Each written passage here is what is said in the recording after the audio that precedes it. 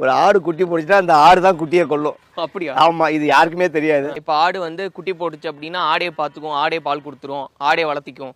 சத்தியமா போய் ஒரு ஆடு குட்டி போட்டுச்சுன்னா, ஃபார் எக்ஸாம்பிள் 2 குட்டி போட்டுச்சுங்க, ஃபர்ஸ்ட் குட்டி நல்லா திடகாத்தனமா இருக்கும், 2வது குட்டி வந்து ரொம்ப சோனியா இருக்கும். ஆடு டயர்ல அந்த குட்டி மேல படுத்து தூங்கிடும். அதால உருவி வெளிலே வர முடியாது, இறந்துரும். ஆடு குட்டி போட்டு 10 நிமிஷம் 15 நிமிஷம் பால் கொடுத்துட்டு இண்டிவிஜுவலா 2 குட்டி போட்டாலும் 2 குட்டியும் ஒன்னா போட்டு க்ளோஸ் பண்ண வைக்க கூடாது. ஒவ்வொரு குட்டியும் தனித்தனியா பஞ்சாரத்துல போட்டு மூடி வச்சிடணும். ஒரு குட்டியும் இன்னொரு குட்டியுமே படுத்து கடைசியா பிறந்த குட்டி இருக்கு பாத்தீங்களா, வீக்கான குட்டி செத்து போய் நம்ம பண்ணையில இது மாதிரி நிறைய நடந்திருக்கு நம்மளுடைய ஏர்லி ஸ்டேஜ்ல. அதுக்கப்புறம் நிறைய பஞ்சாரங்கள்லாம் வாங்கி இண்டிவிஜுவலா கவுத்து வைக்க ஆரம்பிச்சதுக்கு அப்புறம் டெத் ரேஷியோவே கிடையாது. பண்ணை ஏன் லாஸ்ல போகுது அப்படின்னா, இவங்க என்ன பண்றாங்கன்னா ஒரு மாஃபியாட்ட போய் மாட்டிடுறாங்க. அந்த மாஃபியாவில் உள்ளவன் என்னமா சொல்லுவான், சார் 50 ஆடு வாங்குங்க, 20 ஆடுக்கு 1 கெடா வாங்கணும் சார் மேட் பண்ணுறதுக்கு அப்படிமா. சரி ஓகே, 50 ஆடு வாங்கினீங்கன்னா ஒரு வருஷத்துக்கு 2 தடவை குட்டி போட முடியுமா.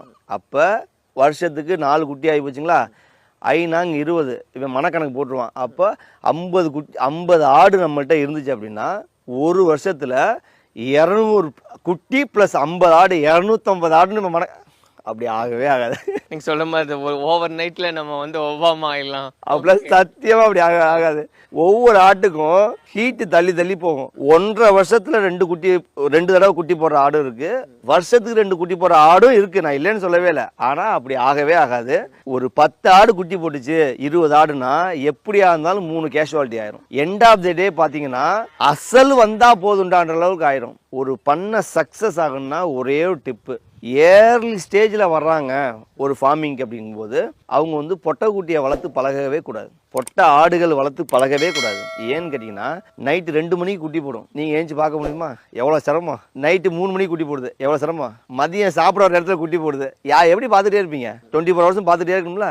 ஒரு ஆடு இன்னொரு ஆடை முட்டிச்சுன்னா செனை களைஞ்சு போயிடும். கேஷுவாலிட்டிக்கான வாய்ப்பு நிறையா இருக்குது. ஒரு பண்ண ஆரம்பிக்கிறவங்க இனிஷியல் ஸ்டேஜில் ஒரு 6000-7000 ரூபா ரேஞ்சில் கிட்டத்தட்ட ஒரு 10-15 கிலோ உள்ள கிடாய் குட்டிகளை முதல்ல வாங்கிட்டு வந்து 50 இல்லை 1000 கூட ஒரே நேரத்தில் வளர்க்கலாம், தப்பே கிடையாது. அதுக்கு வந்து அனுபவம் தேவையே கிடையாது. அதை முதல்ல வளர்த்து அவங்க வந்து ட்ரைனிங் ஆகணும். ஒரு கிடாவும் இன்னொரு கிடாவும் முட்டிட்டா எந்த நட்டமும் கிடையாது, அதுவே முட்டிக்கிட்டு வலிச்சோன்னா அதுவே போயிடும். இதுவே நீங்கள் பொட்டாட்டை வாங்கி வளர்த்தீங்கன்னா உங்களுக்கு ஒர்க் லோடு ஜாஸ்தி. அந்த ஒர்க் லோடை பார்த்துட்டு நீங்களே அப்பா தெரியாமல் வந்துட்டான்ட்டு போயிடுவீங்க. என்ன நான் கிடா வளர்த்துனா அவ்வளோ ஒர்க் இருக்காது அப்படின்னு, ஒர்க் ரேஷியோ கம்மி. ஆனால் இப்போ உங்களுக்கு எமர்ஜென்சியாக பணம் தேவைப்படும் போது நீங்க அடுத்த மாசத்துலேருந்தே கிடாவை விற்க ஆரம்பிச்சிடலாம். ஆனா பொட்டையை விற்க முடியாது. இப்போ கிடா போகிற ரேட்டுக்கு பொட்டை போகவே போகாது. நீங்க ஒரு ரேட்டுக்கு வாங்கியிருப்பீங்க, இங்க கேட்டீங்கன்னா அதுல பாதி கூட போகாது. இப்போ நீங்க அதை அறுப்புக்கும் கொடுக்க முடியாது. ஒன்று சினையா இருக்கும், இல்லை குட்டி போட்டு பால் கொடுத்துட்டு இருக்கோம். பொட்டாட்டை அவ்வளோ சீக்கிரம் விற்கவும் முடியாது, அறுக்கவும் முடியாது.